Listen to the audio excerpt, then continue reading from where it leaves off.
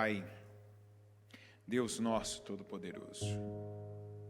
Muito obrigado, Senhor, por estarmos aqui, termos essa oportunidade de começarmos a semana, neste primeiro dia na Tua casa, na Tua presença.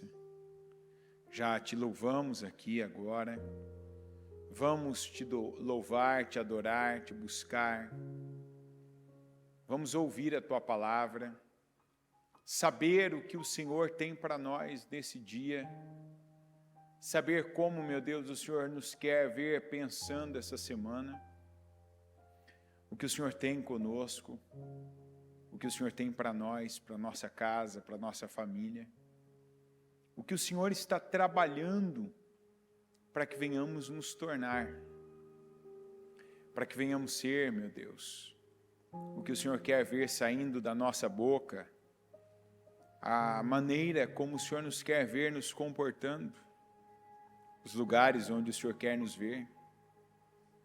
Porque por muito tempo, Senhor, nós concentramos as nossas forças no que não é para nós, do que nós não devemos fazer, do que não devemos falar. E quantos tem lhes faltado o que o Senhor quer, o que o Senhor tem, onde o Senhor nos quer, onde, meu Deus, o Senhor os quer e fazendo o que o Senhor quer vê-los fazendo. Eu peço que o Senhor nos faça saber a Tua vontade, ver a Tua manifestação, seja o que o Senhor já fez, o que o Senhor já está fazendo na nossa vida, seja aquilo que o Senhor ainda não fez, aquilo que o Senhor, meu Pai, pode fazer e que o Senhor quer que creiamos, que também, meu Deus, estejamos na condição, no lugar, na posição, na postura, na atitude, que a nossa dependência seja toda do Senhor. E que se ainda, meu Deus, havia alguma coisa do homem, dos sentimentos, das emoções, controlando, meu Deus, governando de alguma forma a nossa vida, pois quantos de nós falamos, não, isso, determinada coisa, determinado sentimento, não me governa, não me domina, mas quantos que ainda são conduzidos, são governados, são, meu Deus, parados, ou de um momento para outro, são impulsivos com sentimentos e emoções, fazendo aquilo que o Senhor reprova, não dando condições ao Senhor para o Senhor poder fazer mais. E eu oro, meu Deus, clamando ao Senhor agora por libertação. Meu Deus, se ainda há algum tipo de vitimismo, alguma dependência, se para alguns falta aprovação para poderem seguir, a aprovação de uma pessoa num olhar, numa palavra, num gesto para o lado dela, meu Deus, num carinho, numa confirmação. Senhor, eu peço libertação agora, e que aqui, meu Pai, tenha pessoas que sejam governadas pela Tua palavra, pessoas que sejam governadas pela palavra do Senhor, pela direção do Senhor, por aquilo que vem do Senhor, meu Pai, aquilo que o Senhor afirma, aquilo que o Senhor fala, aquilo que o Senhor tem trabalhado na nossa vida. Eu peço, esteja conosco. Derrama sobre nós do Teu Espírito Santo, porque até para ouvir a Tua palavra e para entendê-la, para nós absorvermos aquilo que o Senhor tem, nós precisamos do Espírito Santo. E eu oro para que o Espírito Santo esteja aqui conosco, nos dando visão, nos fazendo entender cada palavra que vamos ouvir, nos ligando ao Senhor para que as nossas orações sejam ouvidas, atendidas e respondidas. Que assim o Senhor venha ao nosso encontro. Que o Senhor nos atenda e que nos abençoe grandemente. É o que eu peço e eu entrego a minha vida, eu entrego a vida de cada pessoa, meu Deus, que está neste culto nas Tuas mãos, para que cada um de nós, meu Deus, sejamos uma prova viva do Teu poder e da Tua manifestação. Se manifesta em nós e por meio de nós. Que aqui, meu Deus, o Senhor conduza, que eu diminua, que o Senhor cresça, que o Senhor assuma o controle. Aqui, meu Pai, eu estou no microfone, mas que seja a Tua voz, que cada um venha ouvir. Que seja a Tua palavra, que chegue e cale fundo em cada coração, a começar pelo meu, e que assim o Senhor, meu Pai, nos conduza e nos abençoe. Muito obrigado, meu Deus, por estarmos aqui. Obrigado, porque o Senhor tem cuidado de nós e nos abençoado. Eu te agradeço, entrego e consagro ao Senhor esse culto, em nome de Jesus. Amém. Amém e amém. Estão ligadas às suas vitórias? Você pega o Espírito? Que Espírito você pega? Diga: eu bebo do Espírito, da palavra profética. Para 2023, a unção de governo está sobre mim e para a glória do Senhor. Eu governo, em nome de Jesus. Amém? Pode sentar, por gentileza. Vamos aqui para Daniel 5.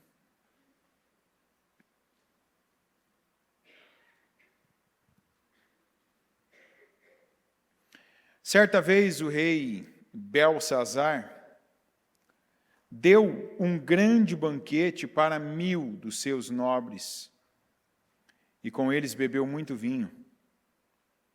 Enquanto Belsazar bebia vinho, deu ordens para trazerem as taças de ouro e de prata que o seu predecessor, Nabucodonosor, tinha tomado do templo de Jerusalém, para que o rei e os seus nobres, as suas mulheres e as suas concubinas bebessem nessas taças.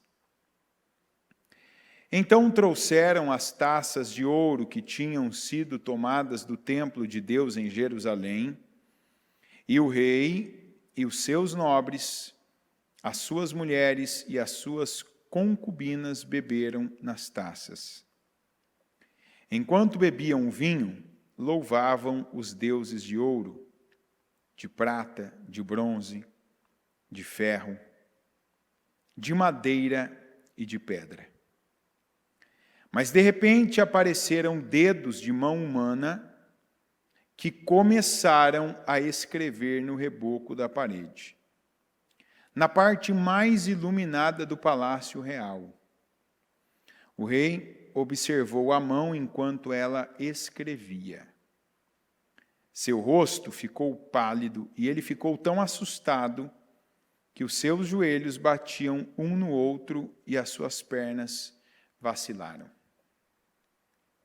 Aos gritos, o rei mandou chamar os encantadores, os astrólogos e os adivinhos e disse a esses sábios da Babilônia: aquele que ler essa inscrição e interpretá-la, revelando-me o seu significado, vestirá um manto vermelho, terá uma corrente de ouro no pescoço e será o terceiro em importância no governo do reino. Todos os sábios do rei vieram, mas não conseguiram ler a inscrição nem dizer ao rei o seu significado.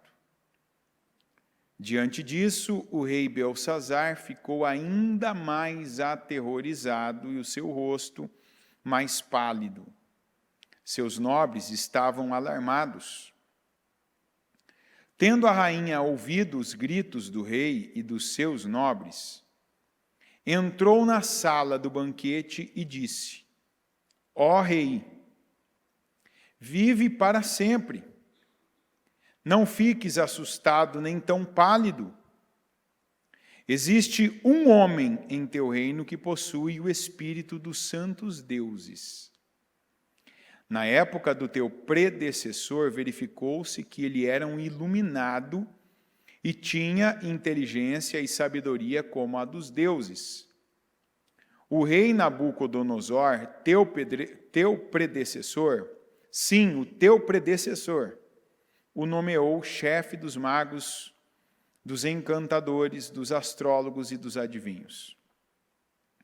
Verificou-se que esse homem, Daniel, a quem o rei dera o nome de Beltesazar, tinha inteligência extraordinária e também a capacidade de interpretar sonhos e resolver enigmas e mistérios.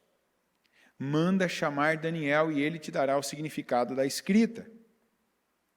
Assim, Daniel foi levado à presença do rei, que lhe disse: Você é Daniel, um dos exilados que meu pai, o rei, trouxe de Judá?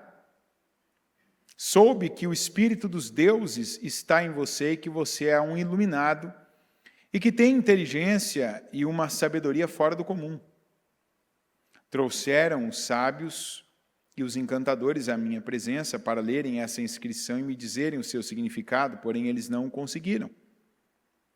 Mas eu soube que você é capaz de dar interpretações e de resolver mistérios.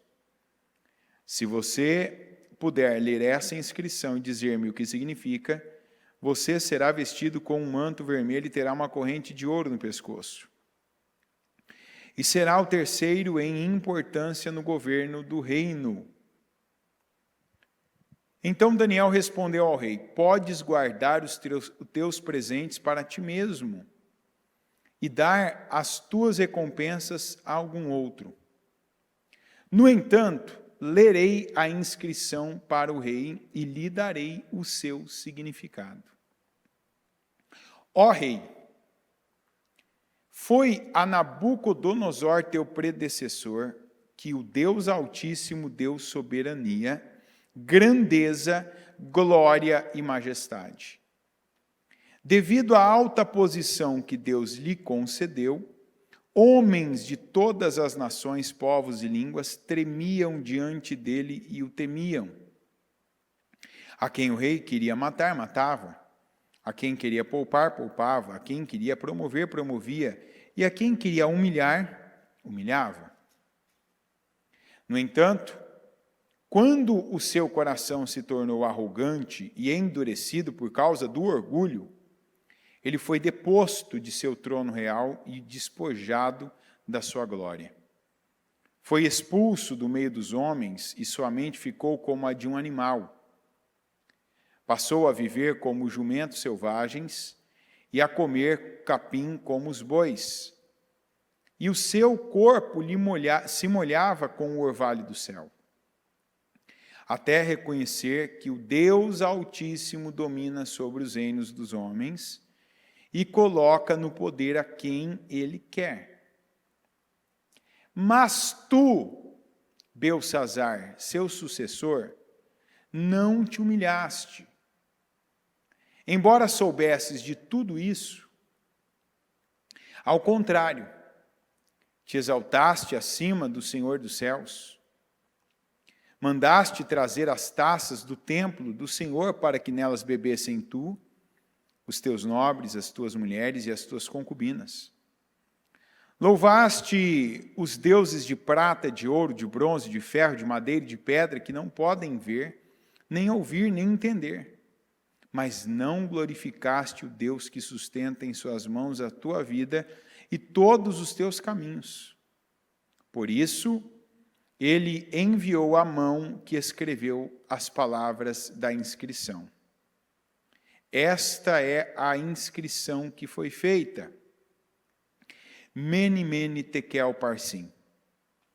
E este é o significado dessas palavras. Mene, Deus contou os dias do teu reinado e determinou o seu fim. Tekel, foste pesado na balança e achado em falta. Pérez, teu reino foi dividido e entregue aos medos e persas. Essa é uma palavra que a maioria, se você está na igreja, seja esta, seja de outra que você veio, você já conhece essa palavra. A palavra, tanto que a gente lembra fácil, né, dessas inscrições, Mene, mene, tekel, parsim. Mas quantas pessoas, mesmo conhecendo a passagem, conhecendo a passagem bíblica, conhecendo essas expressões, essa história, quantos ainda têm passado por cima dela? A grande mensagem que tem nesta passagem é que o Belsazar, aquele que sucedeu Nabucodonosor, ele, como o que nós vemos na Bíblia, é que sempre nós sejamos maiores.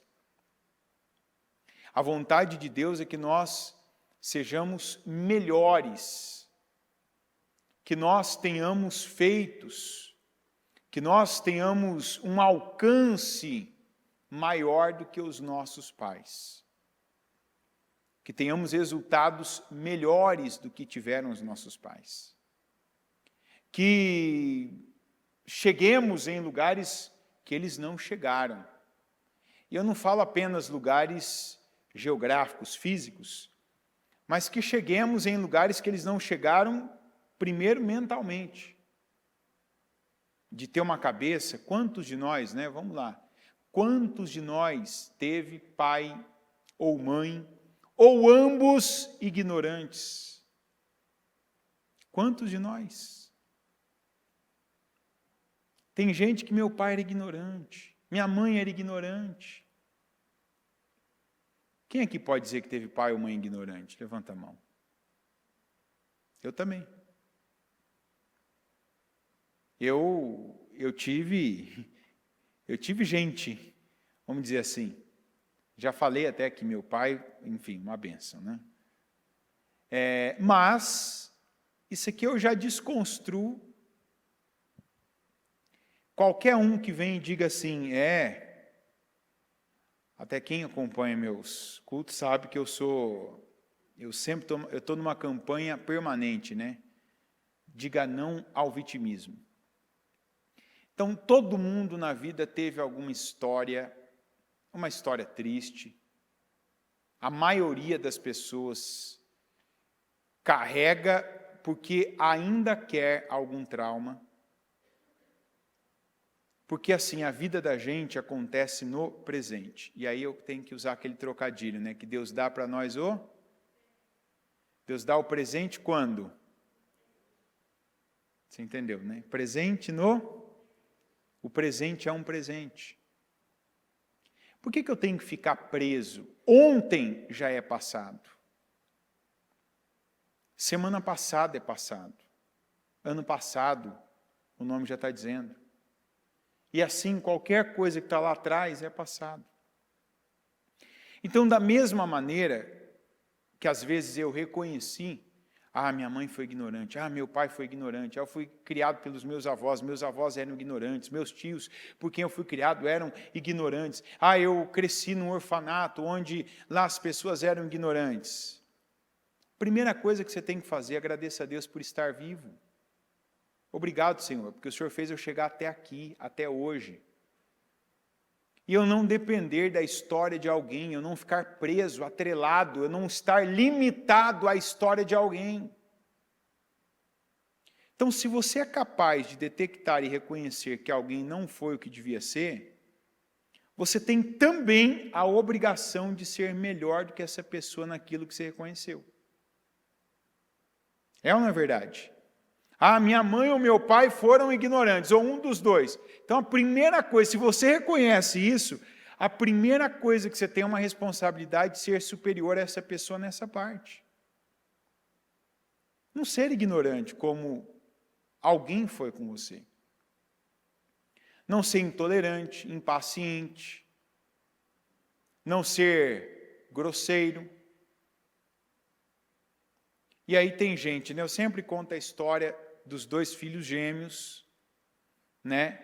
Que um se tornou um médico internacional renomado, um cirurgião pioneiro em algumas técnicas, e o irmão dele era um bêbado caído, um homem que vivia ali, né, passando por tratamentos, e quando foram entrevistar, né, esses 2 irmãos, né, quiseram saber mais da vida deles, perguntaram primeiro para o irmão, já que era bêbado ali, que vivia caindo, né, que nunca conquistou nada na vida, por que sua vida é assim? A que você atribui, né, essa vida, essa condição de vida que você tem? E ele disse, meu pai era bêbado também. Minha mãe morreu quando a gente nasceu, e a única referência que a gente teve foi meu pai. Meu pai bebia muito, nunca superou a morte da minha mãe, né, era um homem desequilibrado, descontrolado, e foi o exemplo que eu tive, né? E aí perguntaram para o outro irmão, um médico, cirurgião bem-sucedido, né, o exemplo do sucesso. Perguntaram, a que você atribui você ter chegado nessa condição? Hoje você tem essa vida, é um nome, né, respeitado no seu meio, né, mundialmente conhecido, enfim. Ele falou assim, atribuo ao meu pai. Meu pai foi um homem que depois que ele perdeu a minha mãe, ele nunca superou, e ele bebia muito, né, ele vivia desequilibrado, tal. Ou seja, os dois foram filhos do mesmo pai. Um disse assim, tudo que eu não vou ser é algo igual ao meu pai. E o outro ficou sempre alimentando aquilo, como é que eu vou ser diferente se eu tive esse pai? Isso aqui para cada um de nós já é uma lição.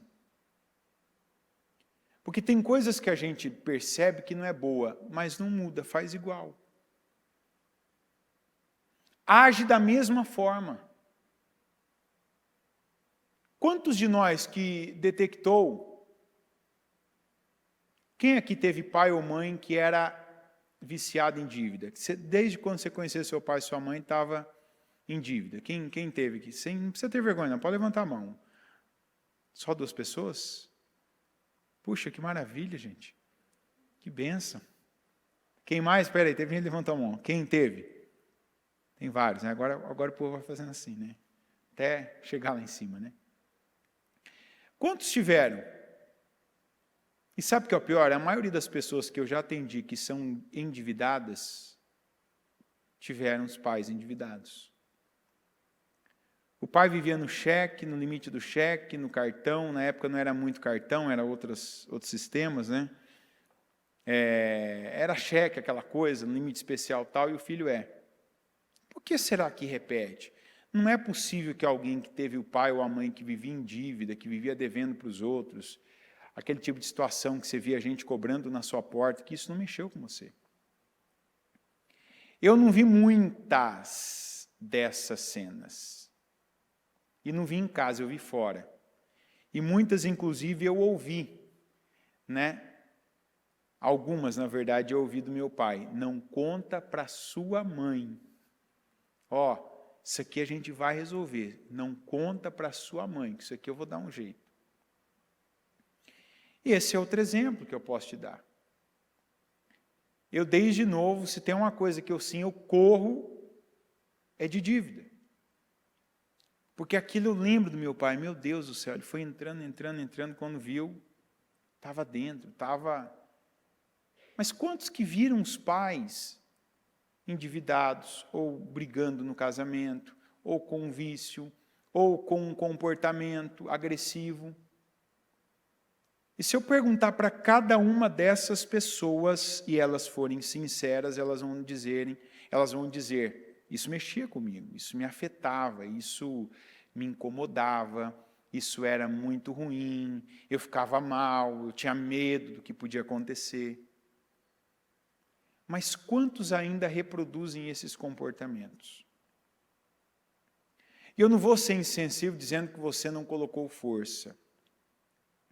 Eu vou dizer a verdade é que não houve aquela decisão crucial para pagar o preço que for necessário.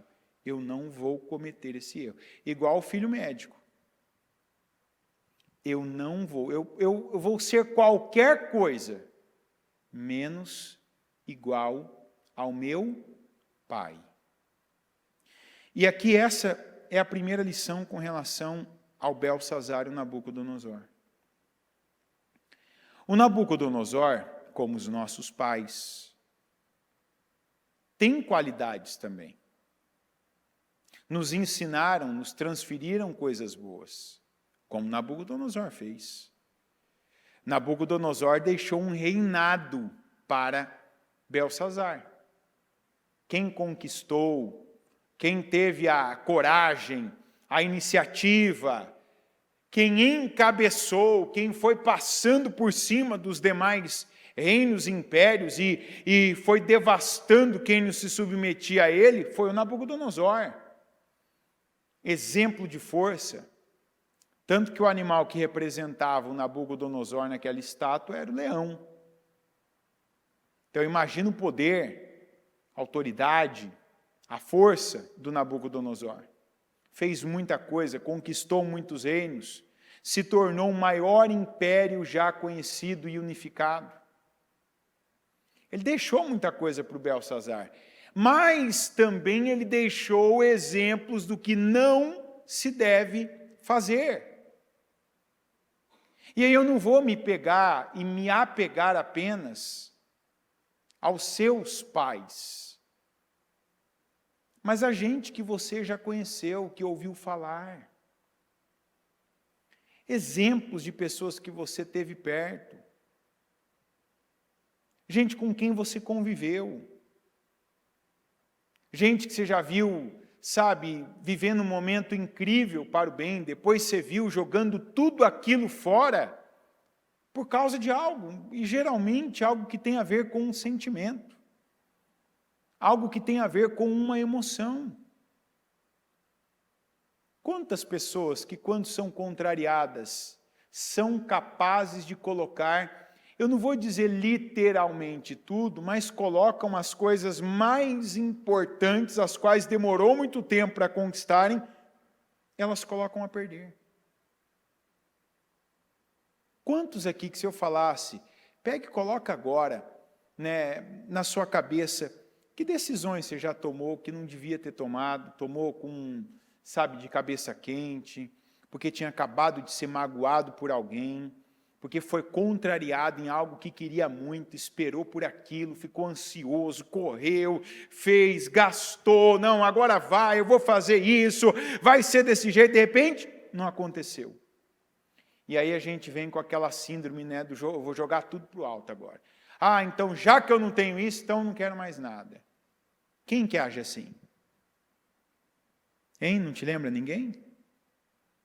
Quem costuma fazer isso? Ah, já que eu não tenho isso, então eu não quero mais nada. Hã?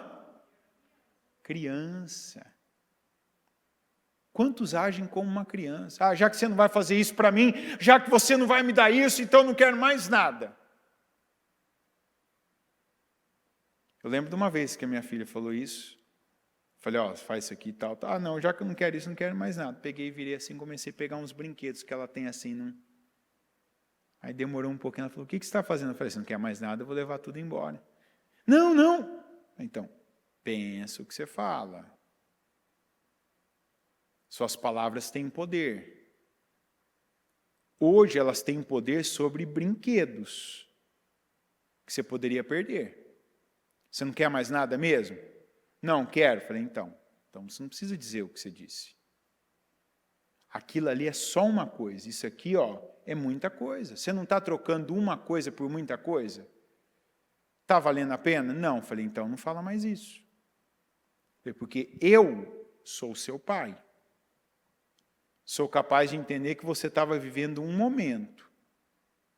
Vou te perdoar e vou fazer de conta que isso não aconteceu. Eu falei assim, mas na vida as pessoas não são assim. E tem gente que vive buscando um momento como esse, um momento que você está de cabeça quente, um momento que você está com dor e que você não enxerga o restante de coisas boas da sua vida, o momento que você está cego emocionalmente e que você sai falando bobagens, para as pessoas se apegarem àquelas bobagens e depois usar aquilo contra você. Só que o pior não são as pessoas, é o que o diabo faz quando você está desse jeito. O diabo trabalha para que você viva desse jeito. Quantos de nós aqui teve anos de construção para perder aquelas construções de anos em segundos, em minutos, ou tudo num dia só? Quantos que já destruíram um relacionamento por causa de uma briga? Por causa de uma situação? Quantos que perderam um emprego muito bom porque se sentiram naquele momento envergonhados, humilhados, injustiçados. E sabe, foi lá e tomou aquela atitude intempestiva, não. Depois, ai meu Deus, não precisava, não era. O Belsazar devia ter aprendido com Nabucodonosor, que cometeu um erro grave e custou caro para ele. Mas Deus deu tempo para ele, para que ele servisse de exemplo. Qual tempo? Ele ficou 7 estações, que pode ter sido 3 anos e meio, quer dizer, se cada estação fosse 6 meses, demorou 3 anos e meio. Mas se cada estação equivale a 1 ano, então foram 7 anos.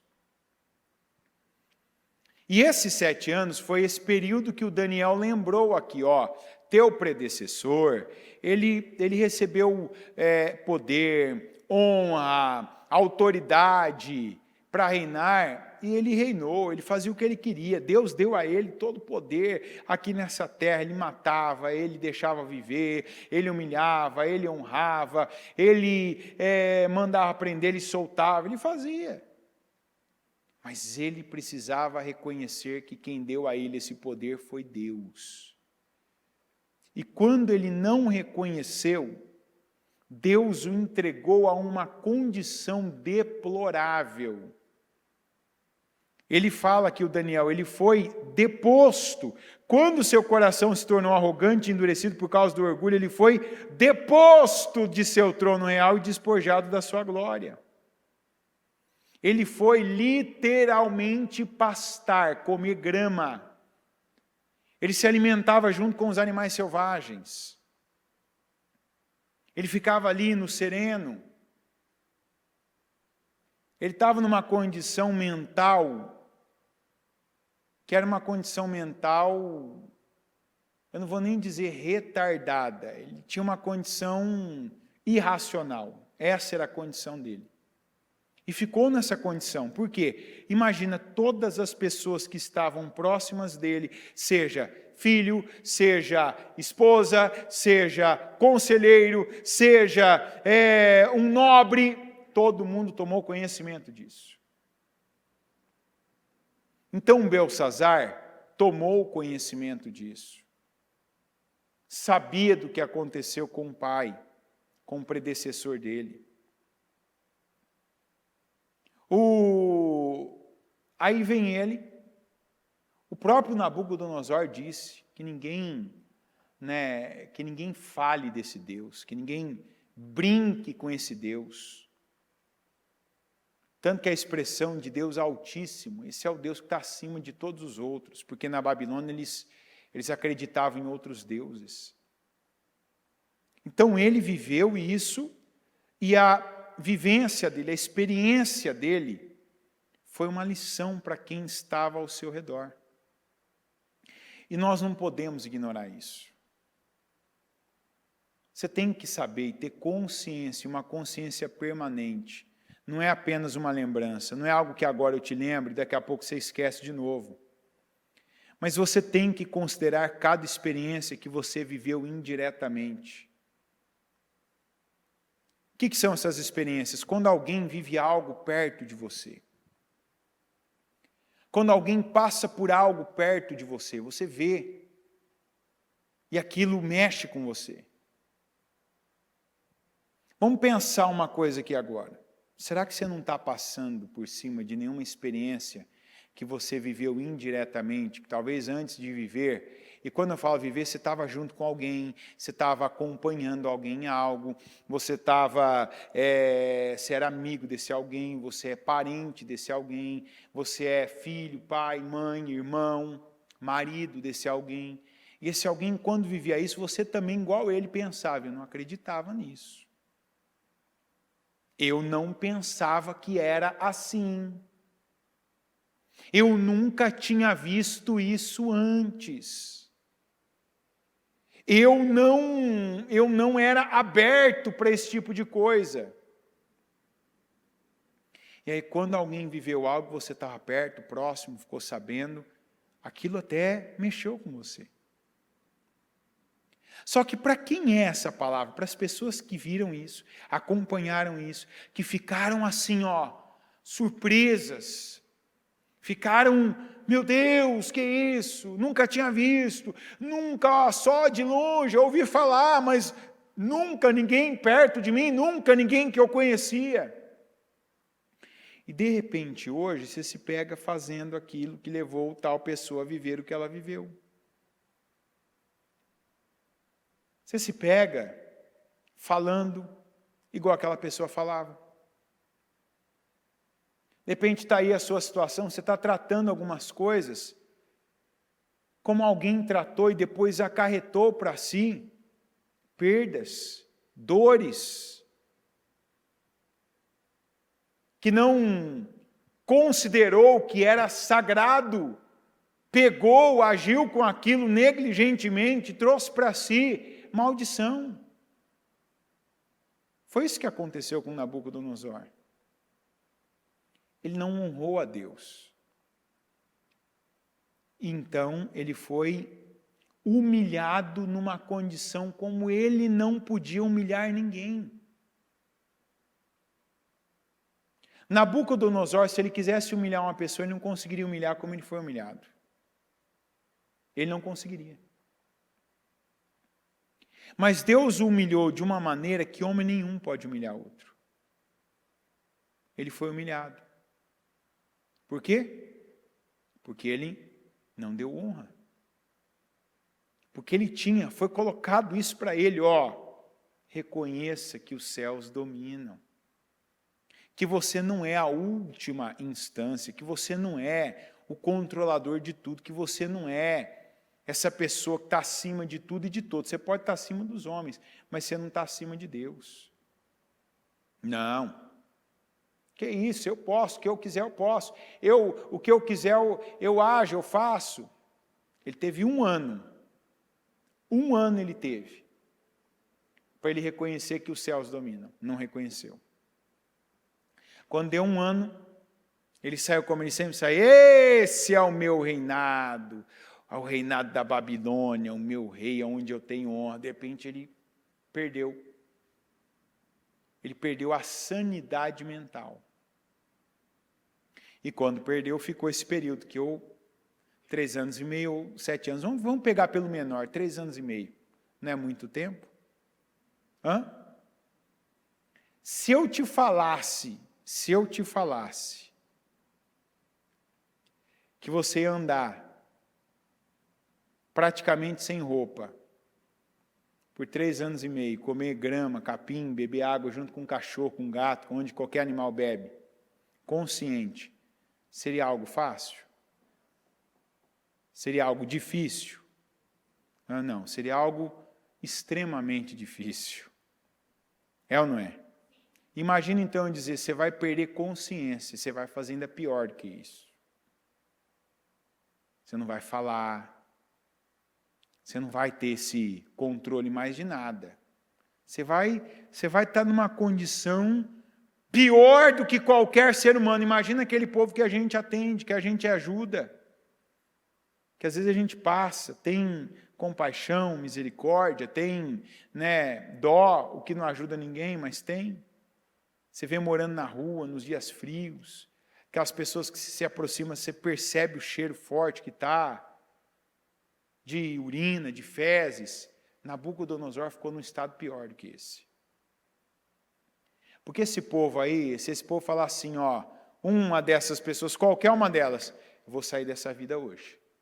Não é fácil, mas sai.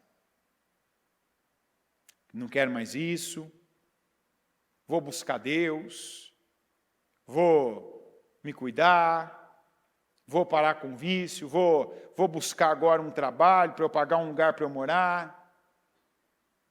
Não é fácil, mas sai. O Nabucodonosor não teve essa chance. Ele ficou aí esses 3 anos e meio numa condição que ele não tinha escolha, porque ele não tinha sanidade para escolher nada. Ele foi colocado naquela condição até aquele período terminar. Então imagina quem era filho, parente, quem era irmão, quem era próximo dele, chegar e ver ele daquele jeito ali no campo, com os animais, dormindo no sereno, comendo capim. O que aconteceu com esse homem? Só que ele voltou dessa situação. E quando ele voltou, a primeira palavra que ele disse é: os céus dominam. Quer dizer, olha, o céu domina. Isso é uma coisa que a gente precisa saber em todo tempo. Não esquecer. Não perder de vista na mente. O céu domina. Eu posso estar achando que tem algo aqui que está fora do controle de Deus. Por que tal coisa aconteceu comigo? Ah, Deus não viu, Deus não olha, Deus não me ama. Não, não. Os céus dominam. Os céus dominam. Não tem nada aqui que eu estou vivendo que Deus não saiba, que Deus não tenha o controle. Que Deus não possa fazer, que Deus não possa agir nisso. Não tem nada. Então, o que Deus está requerendo de mim? Porque eu falo, tem gente que toda vez que algo não vai na vida, a pessoa já pensa, o que eu estou fazendo de errado? Não é o que eu estou fazendo de errado, mas é o que eu posso fazer que eu ainda não fiz. As pessoas têm que andar para frente. Sabe, não é sempre engatar a mesma marcha, a marcha ré. Ah, o que eu estou fazendo de errado? Não, o que o senhor mais quer de mim? O que o senhor espera de mim? Essa é a pergunta que a gente faz para Deus. O que Deus quer mais de nós? No que Ele nos quer, onde Ele nos quer. Porque se você souber onde Deus quer você, automaticamente você também sabe onde Ele não quer. Se eu pergunto, Senhor, onde o Senhor me quer? Deus fala, na igreja. Estou certo, estou bem, ok. Ah, eu te quero em tal lugar. Opa, então sei que eu não estou no lugar certo. Eu sei o que eu estou fazendo. Ah, então sai daqui. Eu perguntei para Deus, Deus me deu uma resposta, veio a palavra. Como essa aqui é a palavra para muita gente que tinha pedido, buscado respostas de Deus. Quantos aqui, se eu terminar agora aqui, ó, pedir para os obreiros passarem o envelope para a gente consagrar e dar o amém, já viram que estão fazendo o que o pai fez, que estão fazendo o que a mãe fez, que estão fazendo o que alguém que conheceu, que viveu uma experiência terrível fez. Gente que tomou uma determinada atitude. Às vezes você não percebeu, você entrou num enredo. É um enredo da tua família. Todo mundo vai lá e faz do mesmo jeito. Todo mundo vai lá e faz a mesma coisa. Ah, mas lá fora alguns diriam assim, essa é minha sina. Não, eu diria, essas foram as suas decisões que fizeram você repetir a história da sua família. E sempre, você não vai esquecer mais a historinha do médico do bêbado, vai? Hã? Quer que eu conte de novo ou não? Hã? Não vai esquecendo então mais, né? Os dois tiveram o mesmo pai. O pai terrível. O pai que não superou a morte da mãe. O pai bêbado. Um ficou igual ao pai. Um era o pai, mais novo. E o outro era o contrário do pai. Opa, não vou. Opa, isso aqui eu estou fazendo igual ao meu pai. Tem coisas que eu não nego. Que às vezes, quando eu vejo determinada pessoa, né, e às vezes você vê teu pai numa atitude, tua mãe em outra, teu irmão em outra, um tio teu que você não gostava em outra, o teu avô, a tua avó, cada vez que eu percebo algo, não, isso aqui não sou eu. Deixa eu voltar agora, fazer isso aqui de novo, fazer certo, deixa eu fazer isso aqui de outra maneira. Porque Deus nos criou à imagem e semelhança dele. Eu não tenho que falar igual aos meus pais, eu não tenho que falar igual a alguém com quem eu fui criado por muito tempo. Eu não tenho que repetir a vida que alguém antes de mim teve. E eu não vou repetir, você tem que tomar essa decisão. Eu não vou repetir. Eu não vou ser aquele coitado, eu não vou ser a vítima, eu não vou ser ali aquela pessoa derrotada. Como também eu não vou cometer aqueles mesmos erros, eu não vou para o mesmo caminho, eu não vou para o caminho do pecado.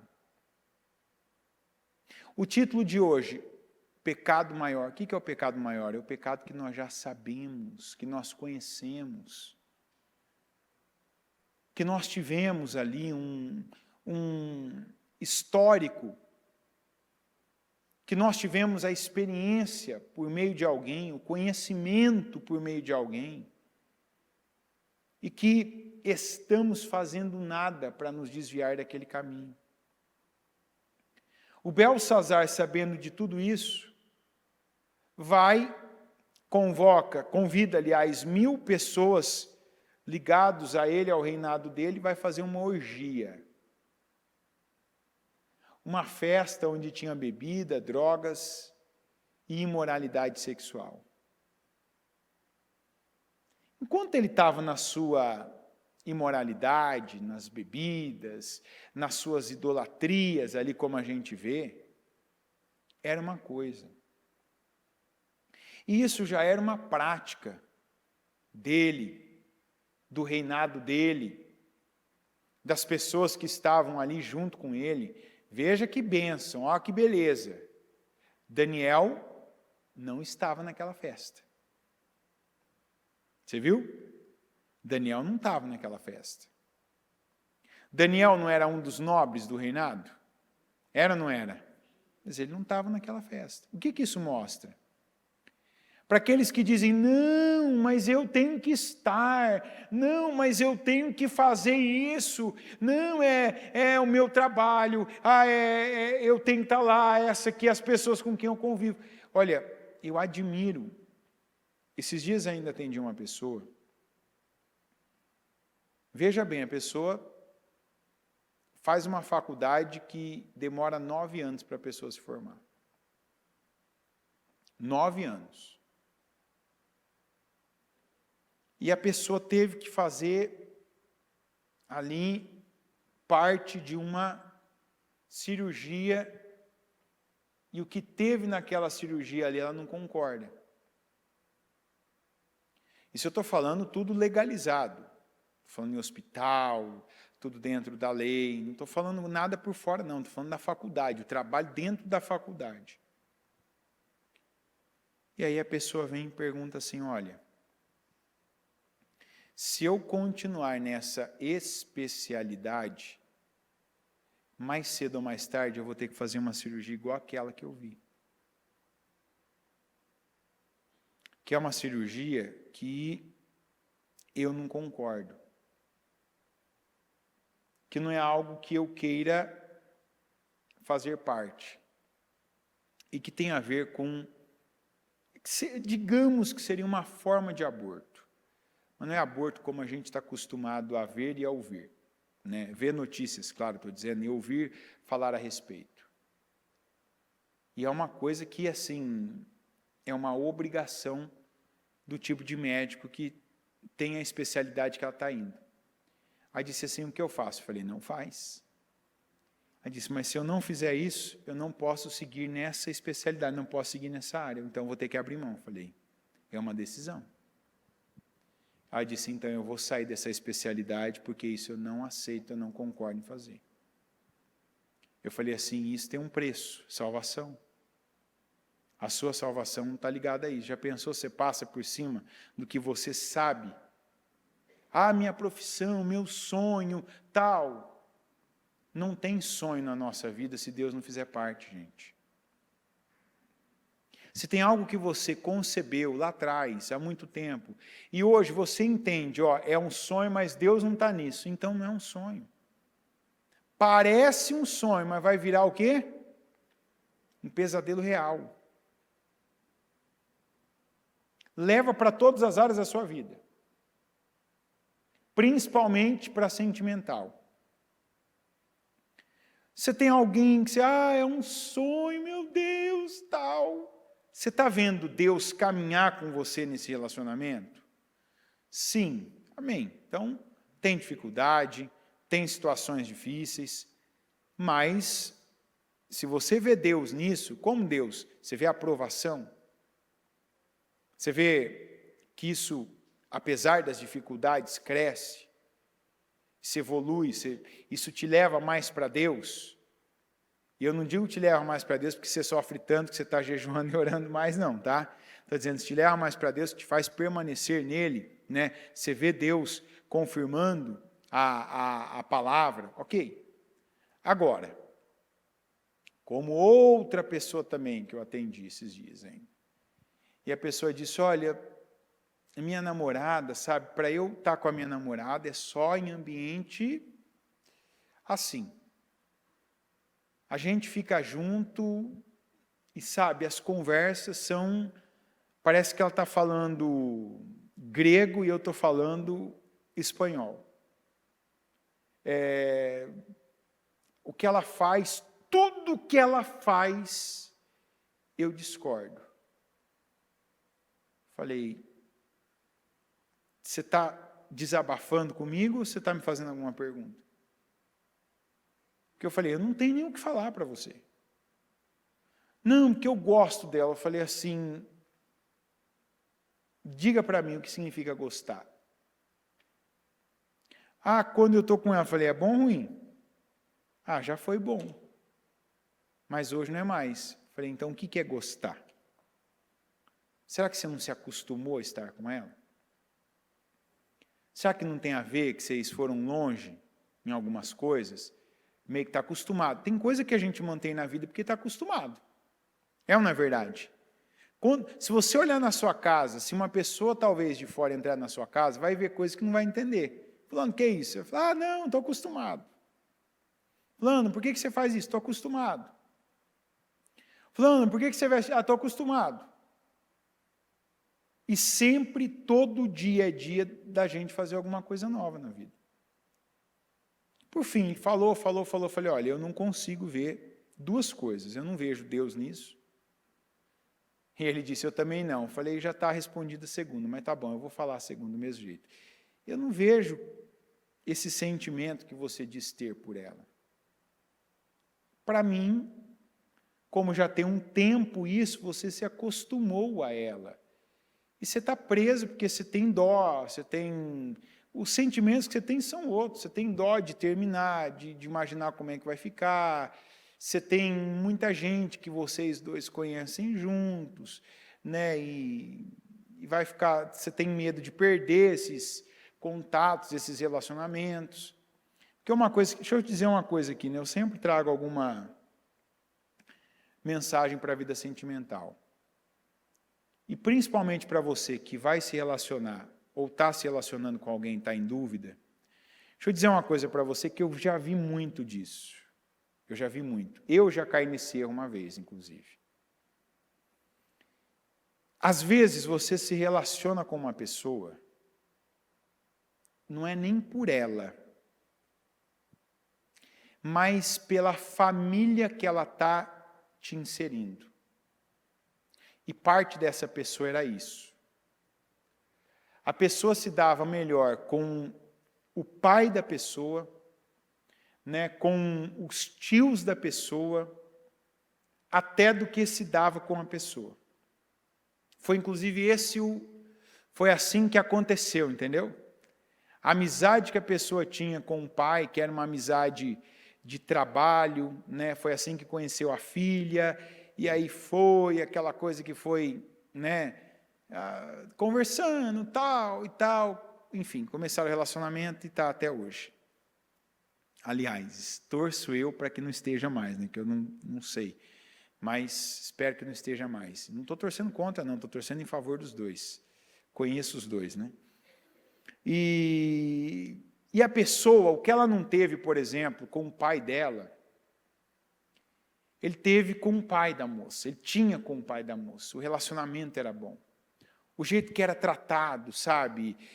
Tanto que depois desse namoro, a pessoa ficava mais na casa da pessoa do que na própria casa.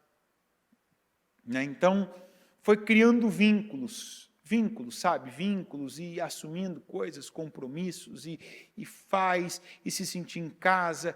Era um amor por tabela, sabe? O que eu não sinto, o que eu não recebo dela, o que eu não tenho confirmação dela, eu tenho do meu sogro, eu tenho dos meus tios, eu tenho desses novos amigos aqui que eu fiz nesse círculo. Então isso na verdade, isso é confortável. É ou não é? Só que foi o que eu falei para ele. Falei assim, quando casa, isso tudo dá uma afastada. O sogro, que é o pai, né, os tios, que são tios, os amigos, que são amigos, eles vão ficar vamos dizer, nem em segundo plano, vão ficar em terceiro plano. Porque o casado sabe que a vida dele deve ser, né, Deus, a família. E para quem é casado tem conta para pagar, tem compromisso, em terceiro lugar vem o quê, gente? Alguém falou emprego aí, tá? Parabéns, é isso aí. Emprego, trabalho, responsabilidade. Depois vem esse negócio de parente, essa segunda família, que são os parentes, os amigos, nessa vida social. Então, olha a ilusão. E o que eu vejo de gente que não casou com a pessoa, casou com um marketing, sabe? Aquele marketing que você vai, aquela pessoa tem aquele cachorro legal, tem aquele pai, aquela mãe, que você nem consegue chamar de sogro de sogra, sabe? A casa é boa, os tios, tem aqueles eventos, né, na família, tem festa, todo mundo é diferente.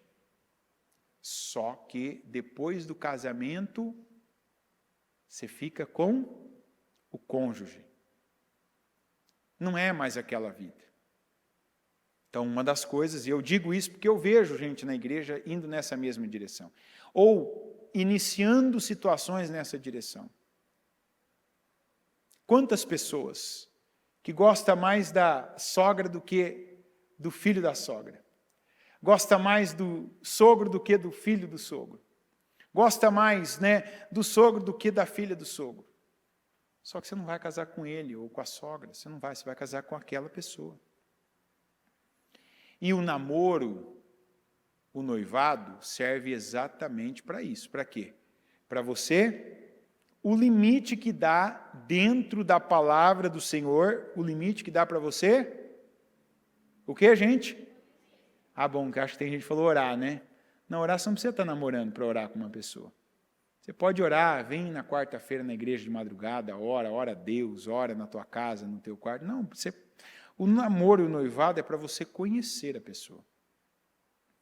Ver, saber quem ela é, ver a pessoa sob pressão, né?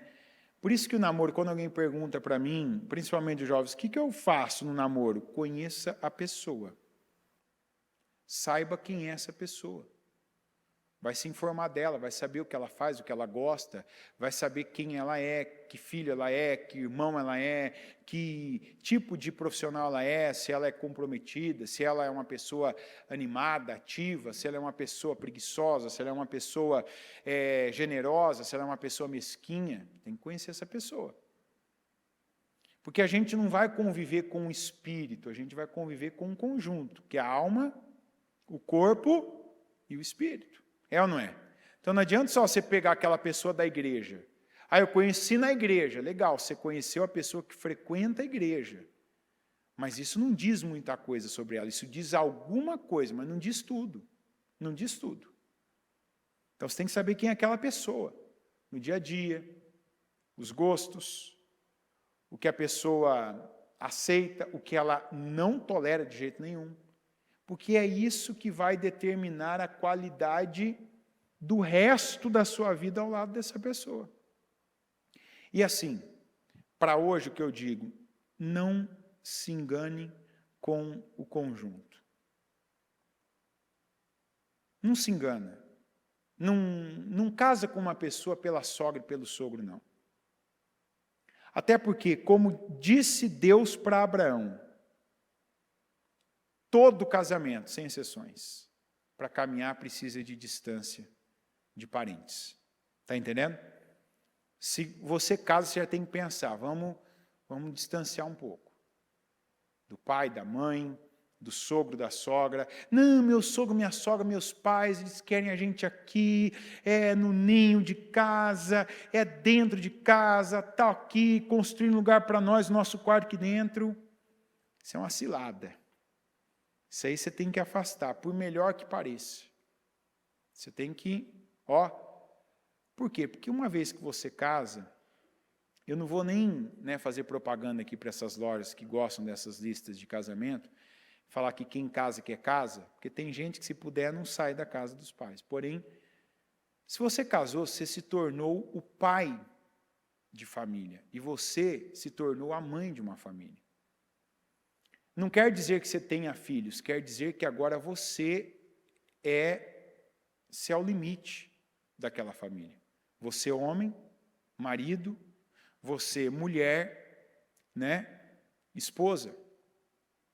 Então não é porque e não funciona, a Bíblia nos mostra que esse tipo de relacionamento, que fica todo mundo juntinho, ele, na verdade, é parte do trabalho do diabo para o enfraquecimento das famílias. Você está entendendo? Você pode estar com a melhor mãe, a melhor sogra, o melhor pai, o melhor sogro do mundo, mas depois que você casa, isso é bíblico. É igual o Senhor falou, lembra da Torre de Babel? Quem lembra da Torre de Babel? Qual foi o princípio ali que foi quebrado? Que princípio ali que Deus já tinha dito e que foi quebrado? Por que Deus confundiu as línguas? E hoje um fala português, outro inglês, outro grego, outro russo, outro... Era tudo uma língua só. Por que Deus confundiu? Porque Deus disse lá atrás, ide, crescei e multiplicai-vos, não foi isso? Povoem a terra. Um dia alguém disse o seguinte, não tem por que a gente se espalhar, vamos ficar todo mundo aqui. Vamos ficar todo mundo aqui, não tem que espalhar, não tem que sair daqui, não tem que... Quer dizer, o princípio do crescimento, ele foi quebrado ali quando tomaram aquela decisão. Vamos ficar aqui todo mundo, vamos ficar junto, não vamos nos espalhar. Deus mandou, crescei. E povoai a terra. Por isso que Deus deu a cada homem a semente, e a cada mulher a terra, que é o solo, onde essa semente vai germinar, vai crescer e vai povoar a terra. Isso é um princípio de Deus. Então, quando vamos ficar aqui, todo mundo junto, tal, ninguém vai ser desafiado a expandir, a romper, a tomar decisões difíceis, a assumir posições, a ser responsável, a desenvolver. Opa! Inclusive você que é pai e mãe, talvez está tratando seu filho e sua filha assim. Porque eu não consigo ficar longe do meu filho, porque eu não consigo ficar longe da minha filha. Não, se você crê em Deus, você não só consegue, como você vai dar condições disso acontecer. Faz igual a águia, não precisa ser com a perna, não. Entendeu? A águia faz o quê quando o filhote atinge um tamanho? Entendeu? Porque a águia sabe que aquele filhote já pode voar. Vai. Então, por isso eu digo, não casa com a família. Casa com a pessoa. A única situação que uma pessoa casa com a família não é daquela pessoa para cima. Quer dizer, eu não caso com a filha e os pais dela. Eu não caso com a filha e os irmãos e os pais dela. Eu não caso com o filho e os pais dele. Eu não caso com o filho, os irmãos e os pais dele. Agora, se eu estou casando, escolha minha, que eu sempre falo, quando alguém vem me perguntar isso, um solteiro casando com uma divorciada, ou uma solteira casando com um divorciado, se o divorciado é divorciado, ainda que a pessoa não seja divorciada, mas tenha filhos, que eu quero dizer, a pessoa que tem filhos, eu estou gostando, meu amor na minha vida tal, aí sim, eu caso com a pessoa e quem está debaixo dela. Então, se eu estou casando com uma mulher que tem filhos, eu estou casando com um pacote. Não, mas eu quero a mulher. Eu não quero a família dela. Então, aquela mulher não é para você. Não, eu estou casando com esse homem, mas esses filhos não moram com ele. Mas ele tem filhos. E se esses filhos perderem a mãe, vai fazer o quê? Vai para o orfanato? Vai para a rua? Não. Ele é pai, ele tem filho. Você está casando com um homem que tem filho, você tem que saber que ele tem compromisso com pessoas até a morte. Então, assim, Se caso precisar que esses filhos fiquem com esse pai, você não pode dizer, não, a gente combinou. Não, porque as coisas, as circunstâncias mudam. Todo mundo na igreja que conversou comigo, que foi se relacionar com alguém que tinha filho, ouviu isso de mim. E muitos falaram, não, a gente já conversou sobre isso, está combinado que vai ser assim. Eu falei, as circunstâncias mudam. E se mudarem, você tem que ser cristão. Você tem que ser cristã e estar preparado para isso. Não, mas não vão mudar. Disse, você não tem esse poder, então não casa, então não vai, então não se relaciona. Então saiba essa diferença, viu? Para depois ninguém dizer também que eu falei o que eu não falei. Daquela pessoa para cima, não. Daquela pessoa para baixo, todos. Então você está casando com uma pessoa que tem filho? Ela e os filhos.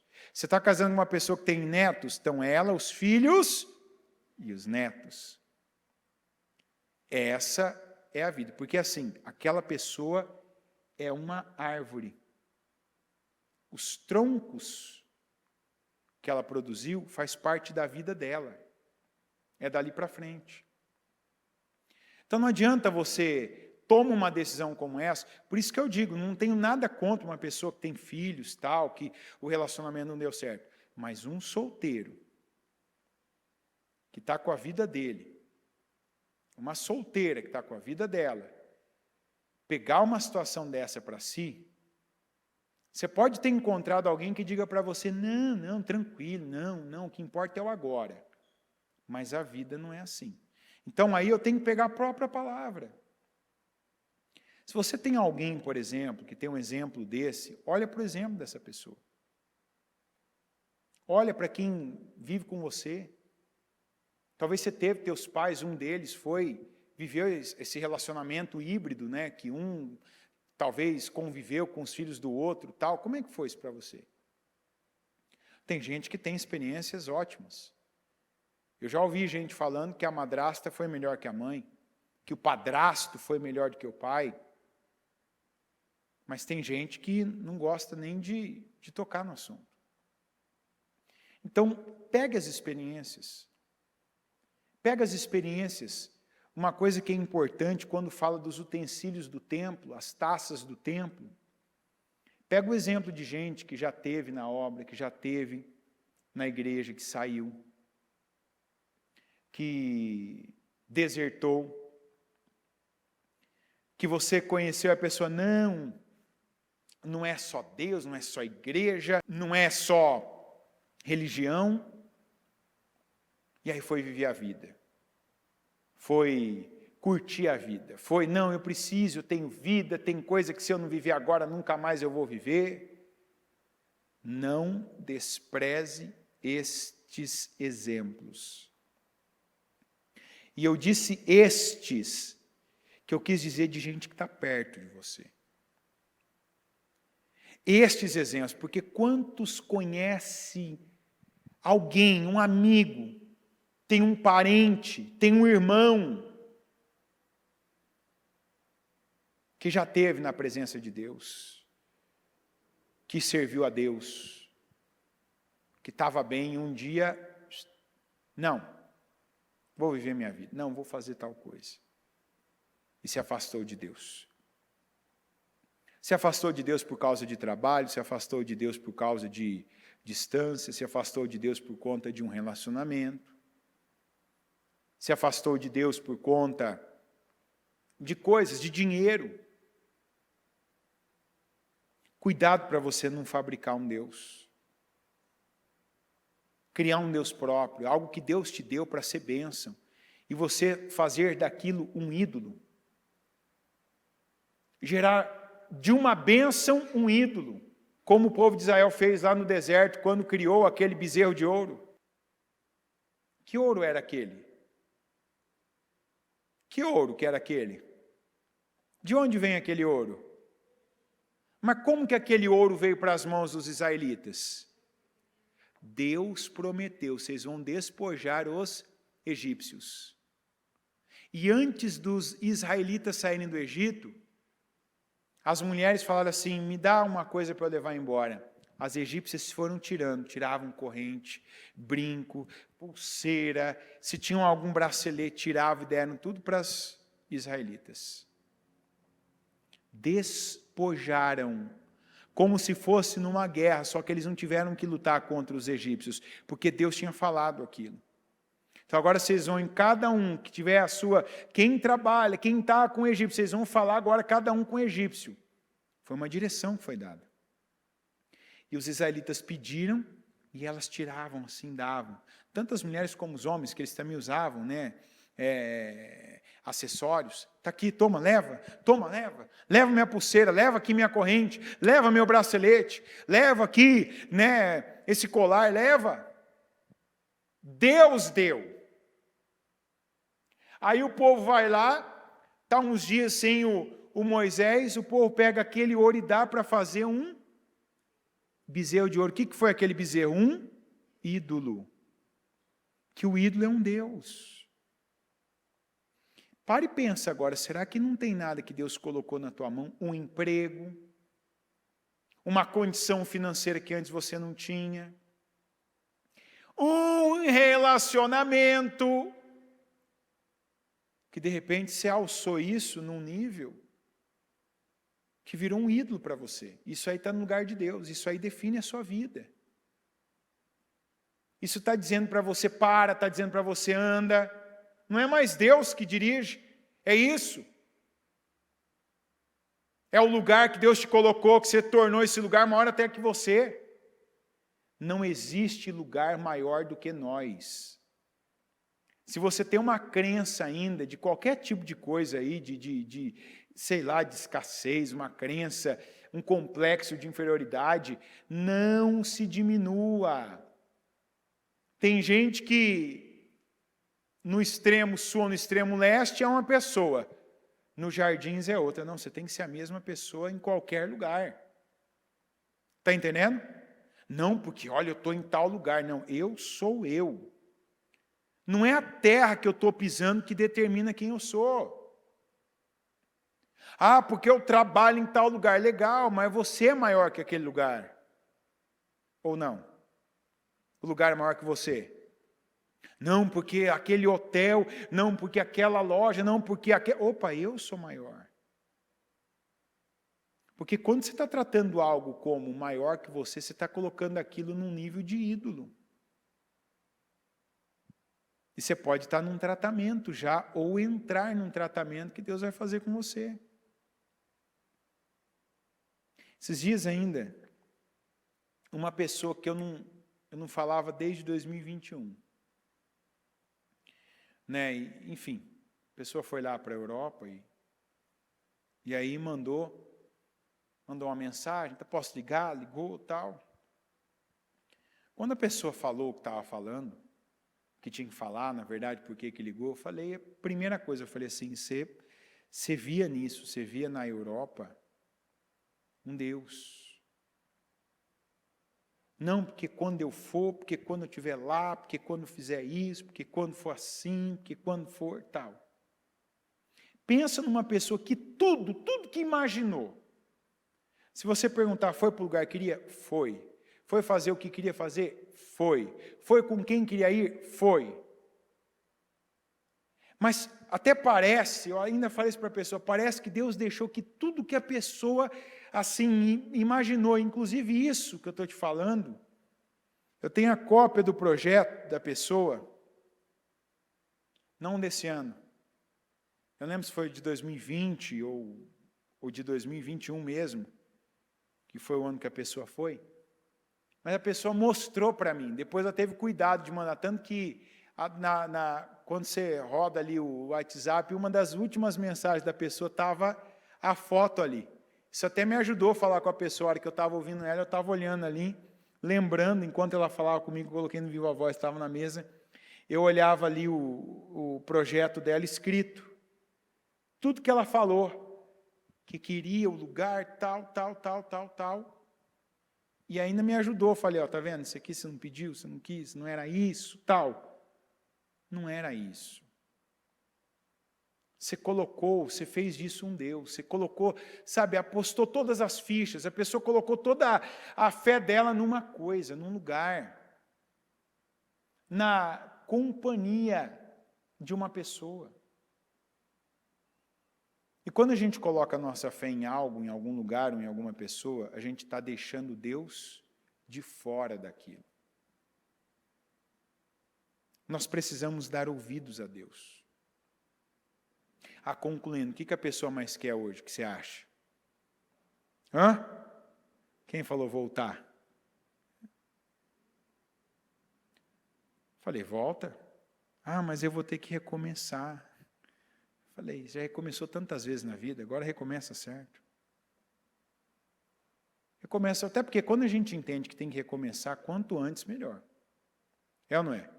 Ficar adiando, o mês que vem, vou esperar tal coisa, não. Recomeça, mas recomeça em Deus. Não recomeça baseado no endereço, não recomeça baseado numa pessoa, não recomeça baseado no diploma, no dia que tal coisa, quando eu juntar tanto, não recomeça baseado em coisas, em lugares ou em pessoas. Recomeça em Deus. O que é recomeçar em Deus? Uma vez uma pessoa ouviu isso no culto e falou assim, o que é recomeçar em Deus? Eu falei assim, começa baseado em Deus. Começa falando com Deus. Estabeleça compromisso com Deus. Se você ia fazer isso num lugar, então estabeleça o que você vai fazer para Deus que você não fazia antes. Que ligação você vai ter com Deus? Você vai orar a Deus todo dia? Que horário você vai orar? Você vai estar se alimentando do que? Da palavra de Deus, do que Ele falou, do que está escrito na Bíblia?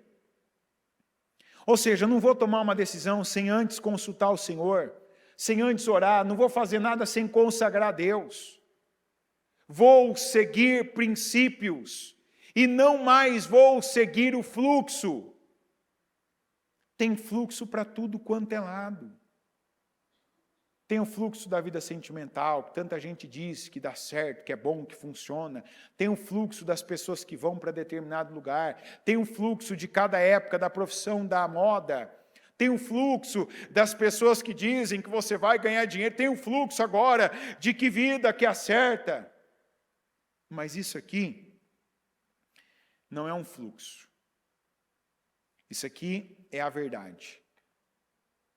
E quando você está na verdade, você é livre. Aprenda com Nabucodonosor, com o pai, com a mãe, com os tios, com os primos, com os amigos, com os conhecidos, com as experiências alheias.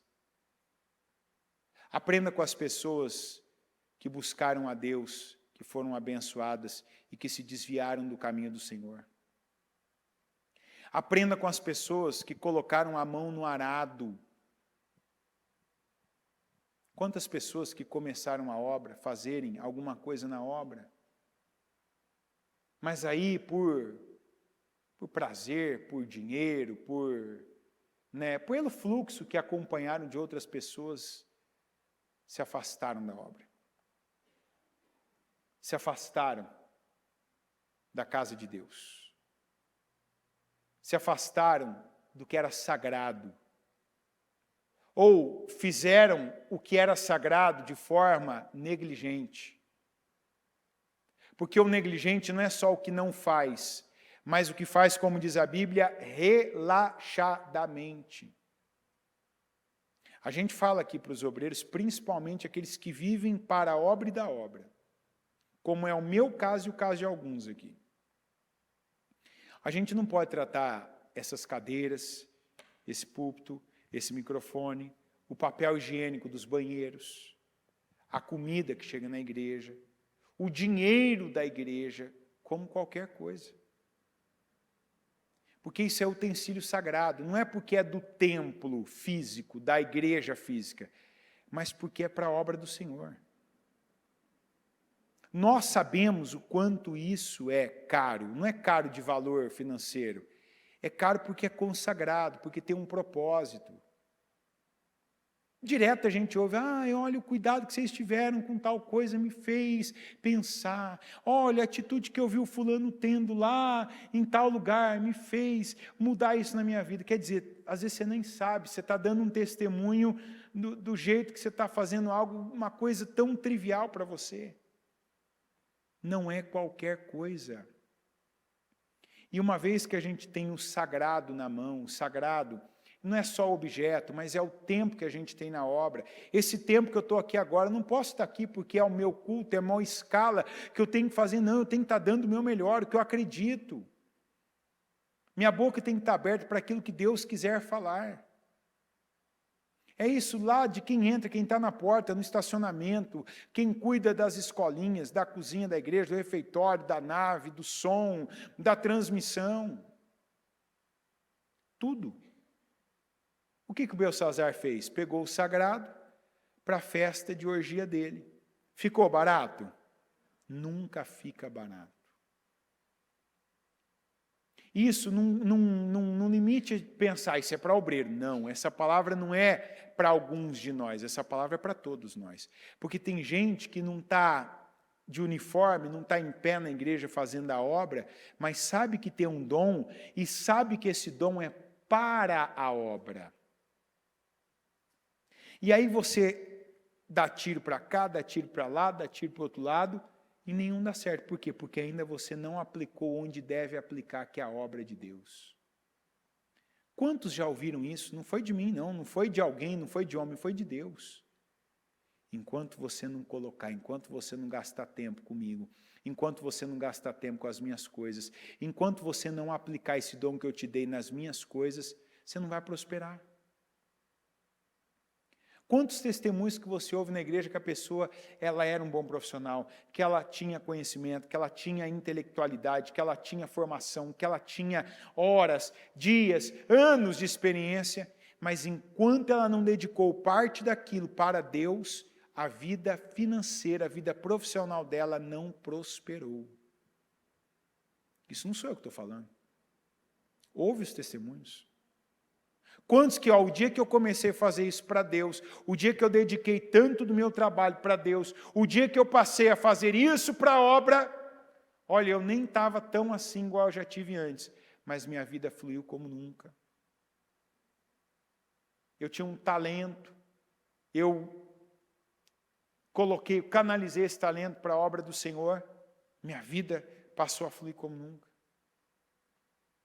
Como quantos também que dizem, de tempo em tempo a gente tem alguém que vem, hoje isso muito é na rede social, grava um vídeo no Facebook, no Instagram, no YouTube, estou pedindo perdão porque eu fui um obreiro, eu fui um evangelista, porque eu fui um pastor, mas em tal tempo eu entrei em rebelião, eu fiz isso, eu agi assim, e aí depois a minha vida nunca mais fluiu, porque eu fui ingrato, porque eu falei mal, porque eu derrubei pessoas, eu quero perdão de Deus, eu quero perdão de tal pessoa a quem eu prejudiquei, porque eu sei que eu não prejudiquei uma pessoa, eu prejudiquei o trabalho do Senhor. Se essa palavra está chegando a você e você fica incomodado com isso, eu digo uma coisa, faça hoje o que você tem que fazer.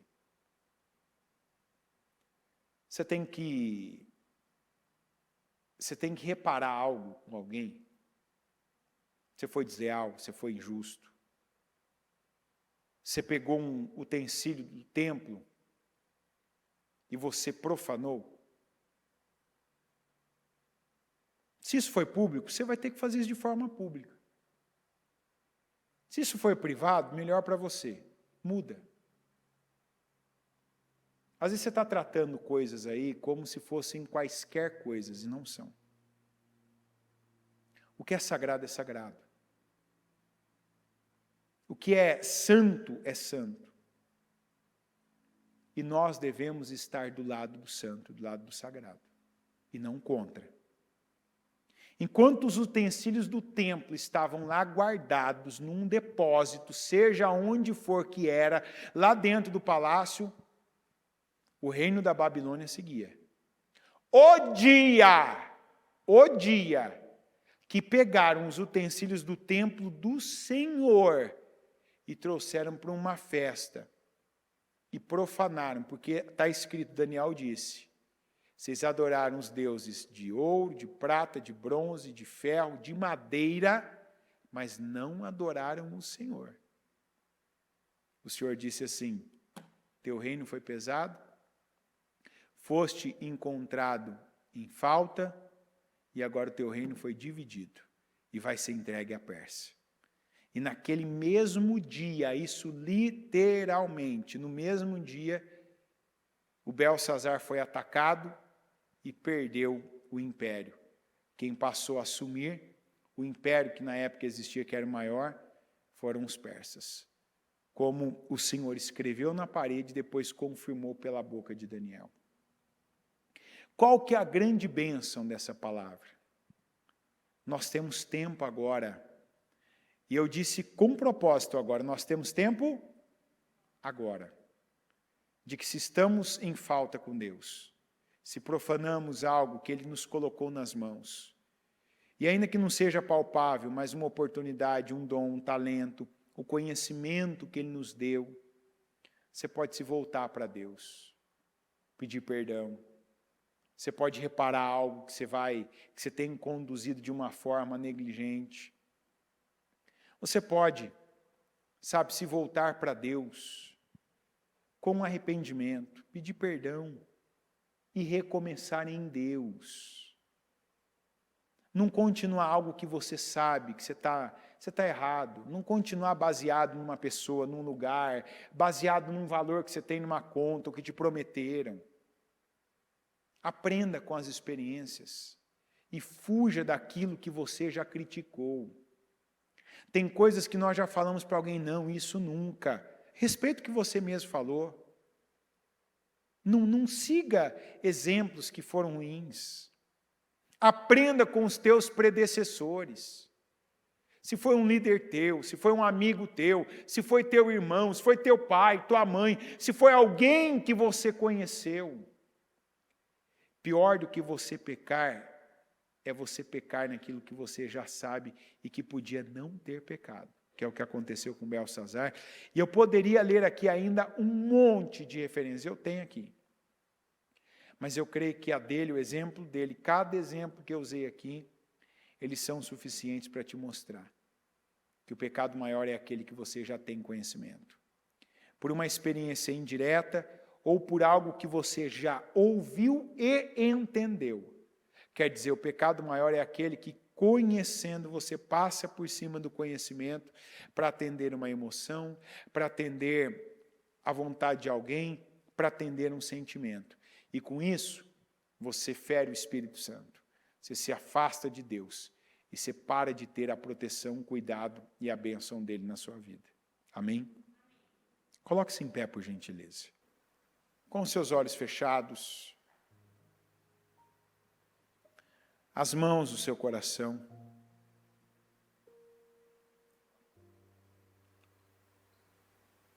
Eu sempre falo que quando a gente está num culto, não adianta pensar em alguém para quem serviria essa palavra. Essa palavra é para todos nós, a começar por mim.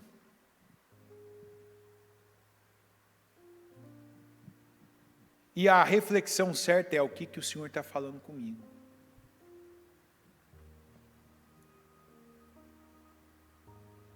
O que Deus está trabalhando a minha vida?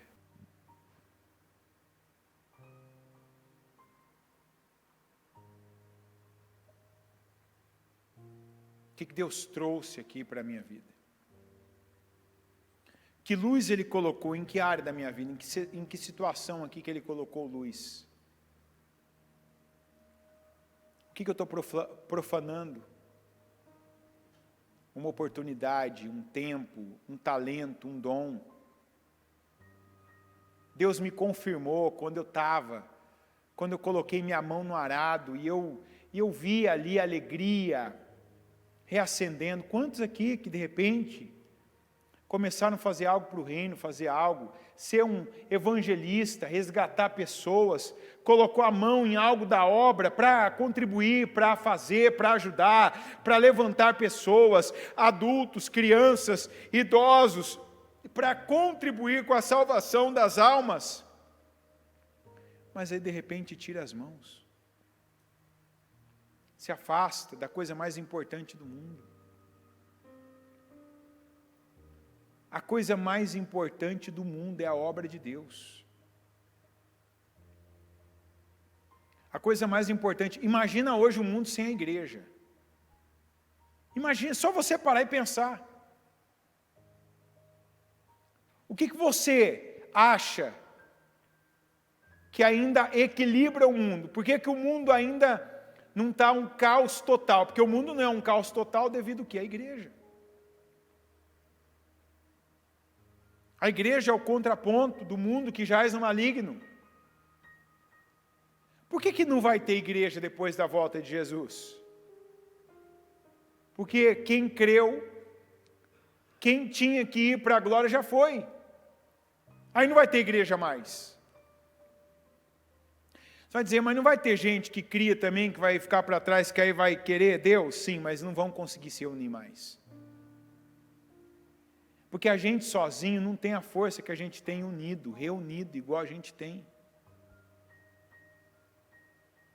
Se você para e pensa, cada dia tem uma notícia, cada dia é uma injustiça, cada dia é uma atrocidade, uma tragédia nova em todos os lugares do mundo. Se você tiver o desprazer de pegar e traduzir cada jornal de cada país, você vai ver em cada dia tem uma nova notícia ruim. O que faz ainda haver esperança? Pessoas ainda terem essa chance de serem felizes, realizadas, de criarem suas famílias. O que faz uma pessoa hoje ter um filho, esperar que esse filho um dia vai se casar, vai ter outro filho, uma filha? É a palavra. Porque imagina que hoje, vamos colocar o Brasil, imagina que não tenha mais a igreja. Imagina que a palavra não seja pregada. Sem a igreja, que pai e que mãe que vai imaginar que os seus filhos formarão família? Que vão chegar à vida adulta? Que vão ter princípios? Que vão ter saúde mental, emocional? Que não vão ser extremos em nenhum lado nem o outro? É a palavra. E quem prega a palavra? A obra de Deus. A igreja. Dentro da igreja criou-se uma frase diabólica. Deus sim, igreja não. Mas tem que avisar essas pessoas, esses lobos travestidos de ovelhas, que não foram homens que instituíram a igreja, foi o Senhor Jesus. Jesus não disse sempre esteja sozinho, sempre sozinho. Ele disse onde tiver já 2 ou 3 reunidos em meu nome, ali eu estarei. Foi Ele que falou essa reunião, as pessoas se reunirem por causa dEle. Não deixa os problemas, as dificuldades, as situações complicadas e principalmente aquilo que não parece nada de mal e que geralmente tem um fluxo acontecendo, não deixa isso controlar a sua vida. Dê ouvidos à palavra. Se você foi longe para o mal, se volte para Deus.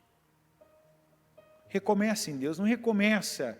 Eu vou recomeçar em tal cidade, eu vou recomeçar ali com tal pessoa, eu vou recomeçar agora em tal lugar, eu vou recomeçar agora por conta de tal profissão, de tal estudo, eu vou recomeçar agora em tal país. Não, recomece em Deus. Em Deus, coloca a força na tua vida com Deus. A gente está quase terminando esse primeiro semestre, talvez você pense, perdi meio ano. Não, declara que você vai ganhar esses últimos 7 meses, que você vai fazer desse ano o melhor ano da sua vida. Isso não tem a ver em onde você está e com quem você está, tem a ver com Deus que você acredita. Coloca Deus em primeiro lugar. Trate com reverência as coisas de Deus. Não trata com desrespeito mais não. Se algo de Deus foi colocado nas tuas mãos, agarra isso, segura isso, cuida disso. Se Deus está colocando um pensamento na tua mente, de algo que tem a ver com Ele, alimenta esse pensamento, não alimenta aquelas emoções não que te derrubaram antes, aqueles sentimentos que te mantêm numa baixa estima, que te mantêm ali como um rejeitado, uma vítima, um coitado, não, expulsa isso. Alimento que vem de Deus, que comunica o amor de Deus para você, que lembra que você é amado. Talvez você fique pensando, na maior parte do tempo, o que lembra que você foi rejeitado por alguém. É uma palavra que alguém te fala até hoje, que te lembra a rejeição que você sofreu. É um lugar que você vai que as pessoas não te tratam bem, que lembra a rejeição que você sofreu. Lembra do amor de Deus. Deus é maior, tem mais poder, te cobre de forma ímpar, como nem um marido, uma esposa, como nem seus pais, nem seus filhos vão te cobrir. Senhor meu Deus Todo-Poderoso, eu creio na Tua palavra, Senhor. Eu não vou, meu Pai, me pegar aqui nem me fixar, meu Deus, ao título deste culto, o nosso pecado maior.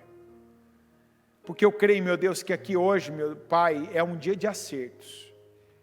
É um dia de passos de fé. É um dia, meu Deus, de pessoas que creem estarem, meu Pai, se desprendendo. E eu oro, meu Pai, declaro que essa palavra seja profética. Desprendimento. Do que, meu Pai? De onde? De quem? Essa pessoa agora está se desprendendo, eu não sei, mas ela sabe. E seja qual for a oração que ela esteja fazendo, dizendo para o Senhor: Senhor, eu estou me desprendendo disso. Eu estou me desprendendo deste lugar, eu estou me desprendendo dessa pessoa, eu estou me desprendendo dessa prática, eu estou me desprendendo, meu Deus, dessa ideia fixa, em que eu condicionei o meu futuro, a minha felicidade, a minha alegria. Eu concordo com ela nessa oração. E eu declaro em nome de Jesus, que o Senhor, meu Deus, que o Senhor, meu Pai, segure a mão dela. Que ela se apegue, se abrace ao Senhor. E que a vida, o recomeço, a atitude, nós, meu Deus, estamos com a palavra do Belsazar. Mas se nós estamos ouvindo a Tua palavra é porque nós temos chance. E eu me agarro, meu Deus, a todas as chances, as oportunidades de chances, as porcentagens de chances, meu Deus, que o Senhor dá a cada um aqui, para que os passos sejam dados, aqueles que ainda não foram dados na direção do Senhor, para que decisões sejam tomadas, para que corações aqui sejam quebrantados, para que bocas, meu Deus, com línguas, com pés, meu Deus, venham se converter, para falar a coisa certa, para caminharem para a direção certa, para permanecerem, meu Deus, na Tua presença. Meu Deus, não deixa ninguém aqui, meu Pai, se apressar em sair da Tua presença. Dá ao Teu povo, meu Deus, um temor e um nível de temor, para que seja reverente com as coisas sagradas, com o santo. Se o Senhor, meu Pai, mantém os utensílios do templo no depósito dessa pessoa, não é para ela profanar, é para ela cuidar, é para ela valorizar, é para ela honrar, meu Deus, o Senhor. Porque enquanto aqueles utensílios ficaram ali, meu Deus, no depósito da Babilônia, aquele lugar cresceu, prosperou. Mas o dia que aqueles utensílios foram profanados, aquele império caiu. E eu oro, meu Deus, para que aqui não seja um lugar onde pessoas caiam. E eu peço em nome de Jesus, que o Senhor toque o coração, que o Senhor desperte essa pessoa agora, para que aqui, meu Pai, não haja gente caindo, mas que haja, meu Deus, haja gente, meu Pai, se levantando, recomeçando, dando ao Senhor, meu Pai, condições, agarrando oportunidades, que o Senhor mostre. Talvez essa pessoa estava olhando, meu Deus, porque ela não tem, olhando para aquilo que não aconteceu, estava desprezando o que ela tem, o que o Senhor já fez, o que o Senhor colocou diante dela e que tem propósito para com ela. Mantenha, meu Deus, ajuda essa pessoa a manter o olhar dela naquilo que é bom, naquilo que o Senhor quer que prospere pelo trabalho dela, pelas mãos dela, com o olhar dela, meu Deus, com as palavras dela, para que assim, cooperando com o Senhor, ela veja e viva prosperidade, crescimento, abundância, cura, libertação, e que a vida dela seja transformada para a bênção. Eu declaro, meu Deus, a tua unção sendo derramada, e a bênção do Senhor, meu Pai, atingindo cada um aqui nessa tarde. Que cada um cresça, que amadureça, meu Deus, que dê flores e frutos na tua palavra. Eu tomo posse dela. Eu frutificarei na tua palavra e declaro que cada um aqui, meu Deus, frutifique também no Senhor. É o que eu creio e te peço em nome de Jesus. Amém.